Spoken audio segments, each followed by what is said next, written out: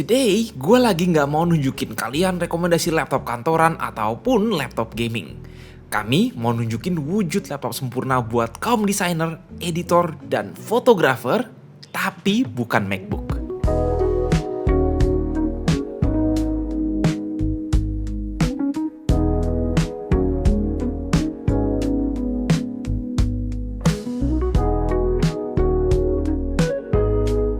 Singkat cerita, laptop ini adalah Dell XPS 15 versi mobile workstation profesional yang dijual secara B2B alias ke korporat dan gak dimaksudkan buat dijual langsung di etalase toko.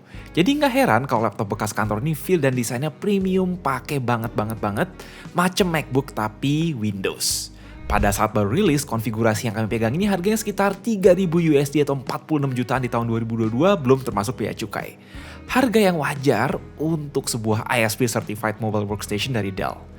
Buat kantong perusahaan itu angka yang kecil lah ya. Sekarang di pasar laptop second setelah masa Dell support dan garansinya udah habis, kami rasa 13 juta adalah angka yang bagus buat nikmatin segala kemewahan ala Dell XPS series yang segera kita bahas. Balik lagi soal desain dan build quality, hampir 4 tahun setelah laptop ini rilis, penampakannya masih sangat premium dan futuristik, at the same time minimalis berkat bezel ekstra tipis nggak cuma di 3 sisi, tapi ke 4 sisi termasuk bawah. Membuat laptop 15,6 inch ini terasa laptop 14 inch. Unibody aluminium atas bawahnya juga tebal dan sangat presisi seperti namanya, full CNC milled yang menurut gue ngalahin laptop sekelas NV16 sekalipun. Finishing palm rest dan frame keyboardnya pun dikasih lapisan soft touch ala carbon fiber, touchpad ekstra luas dan nyaman, sebuah perpaduan sempurna dari kemewahan laptop high-end dan kokohnya laptop bisnis.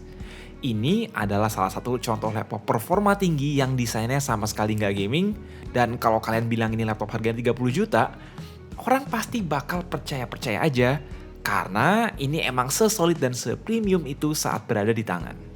Next, alasan utama gue sangat nyaranin laptop ini ke kaum desainer dan editor adalah karena dia punya salah satu touchscreen 4K IPS terbaik yang pernah ada di laptop manapun. Sure, ini bukan mini LED, bukan OLED, dan cuma 60Hz, tapi layar ini tajam, terang, kontras tinggi, dan punya gamut coverage 100% Adobe RGB yang luar biasa untuk desain dan color grading secara akurat. Asli, ngedit video dan foto di laptop ini nyaman banget di mata, berasa pakai monitor 4K yang jauh lebih gede karena pixel-pixelnya sama sekali nggak kelihatan. Bahkan kejar-kejaran nih sama resolusi kamera mirrorless full frame yang gue pakai ketika di zoom sedikit. Fakta bahwa layar ini lapis Gorilla Glass dan touchscreen, meski belum support stylus, turut mendukung produktivitas daily secara intuitif. Sangat sulit intinya nemu laptop baru di bawah 20 bahkan 30 jutaan yang punya touchscreen 4K standar industri profesional. Percolokan, udah nggak ada lagi port USB-A dan HDMI, meninggalkan nggak cuma 2 tapi 3 port USB-C, 2 diantaranya Thunderbolt 4 40Gbps, dan ketiganya full function termasuk display output 8K dan charging 130 watt, 2 di kiri, 1 di kanan, di samping slot SD card UHS 2 full size dan combo audio jack. Selama kalian minimal punya charger 100 watt, laptop ini nggak harus dicas pakai charger bawaan untuk sekedar dipakai. Dan slot SD card ini penting banget kan buat kaum fotografer dan videografer yang nggak pengen bawa dongle kemana-mana untuk sekedar nyolok SD card. Speednya mantep pula. Wi-Fi udah Wi-Fi 6E. Login biometrik ada 2 opsi, yakni sensor fingerprint nyatu di tombol power dan sensor Face ID di webcam 720p. Kemungkinan karena keterbatasan sang bezel ekstra tipis. Meskipun punya Face ID, webcam ini resolusinya hanya 1 megapiksel alias 720p dan tidak punya webcam shutter. Selain layar yang ciamik, speakernya nggak kalah nendang. Sebagai user NV16 yang menurut gue udah bagus, loudspeaker laptop ini jauh lebih jernih, powerful terutama di vokal dan ngebass, subjectively lebih baik dari speaker MacBook Air dan hampir sebagus bawaan MacBook Pro, 2 front firing dan 2 subwoofer.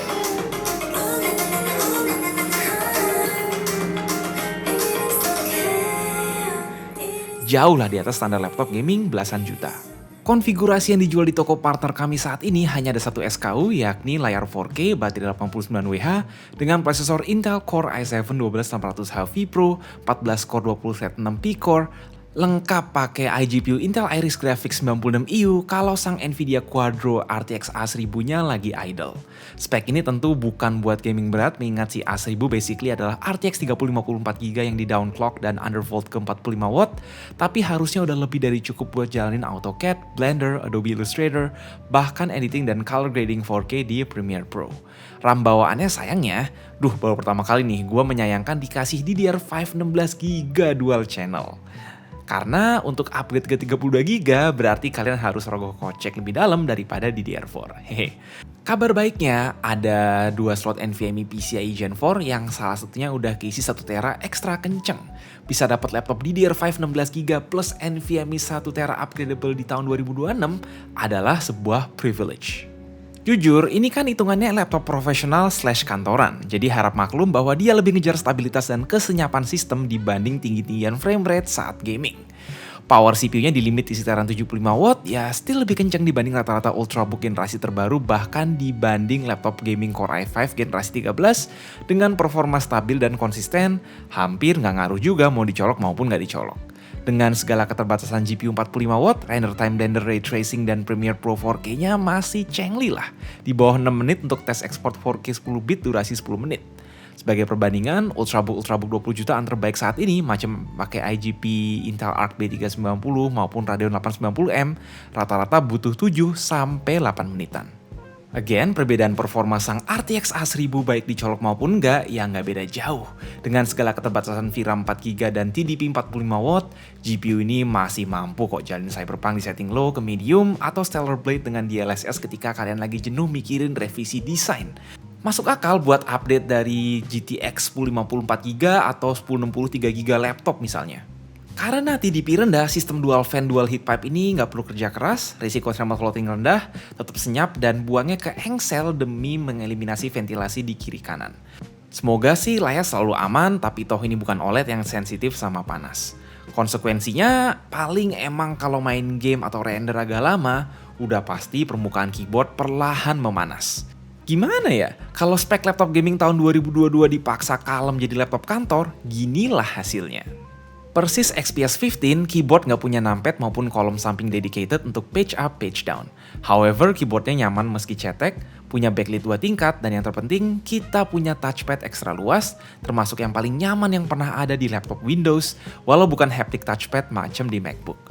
Kombinasi touchscreen dan touchpad luas ini bikin kita tetap bisa kerja dengan nyaman, in case mouse ketinggalan di rumah.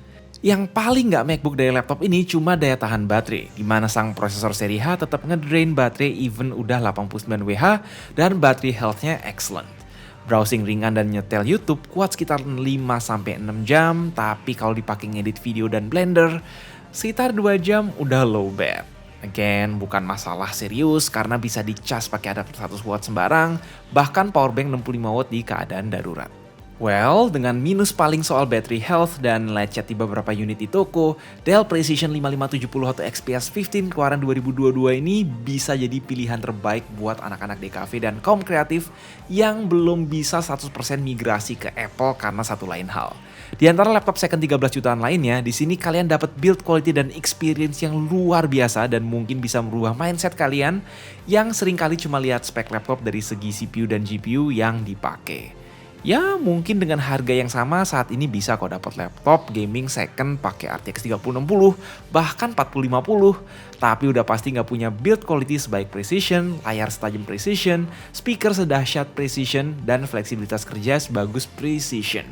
Buat kalian yang minat dan tinggal di Jakarta, bisa langsung ke Androon Laptop Store di lantai dasar Harko Mangga 2. Garansi 1 bulan. Itu dulu aja rekomendasi laptop second kami today. Gue Mike, sampai jumpa di next video.